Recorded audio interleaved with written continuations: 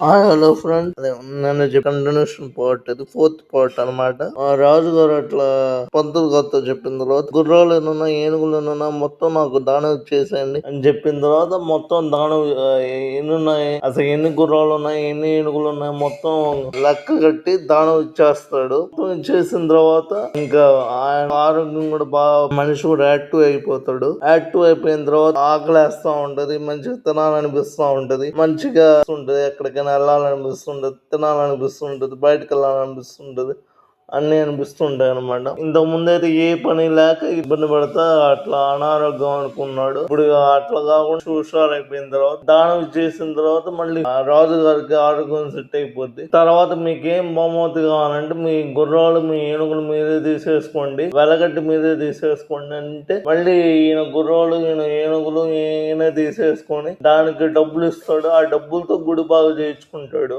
అది శివయ్య చెప్పిన మాట నిలబడింది ఫ్రెండ్స్. ఆ డబ్బులతో గుడి బాగా చేయిస్తాడు. గుడికొచ్చే రోడ్డు కూడా బాగాలేకపోతే అది కూడా బాగా చేయిస్తాడు. భోజనశాల పెట్టిస్తాడు, స్కూల్ పెట్టిస్తాడు, మండపం పెట్టిస్తాడు, అన్ని పెట్టిస్తాడు. అది ఫ్రెండ్స్ కథ కంచికే మనం ఇంటికి. నెక్స్ట్ ఇంకో ఇంట్రెస్టింగ్ కథతో మీ ముందుకు వస్తాను. లైక్ చేయండి, షేర్ చేయండి, సబ్స్క్రైబ్ చేయండి.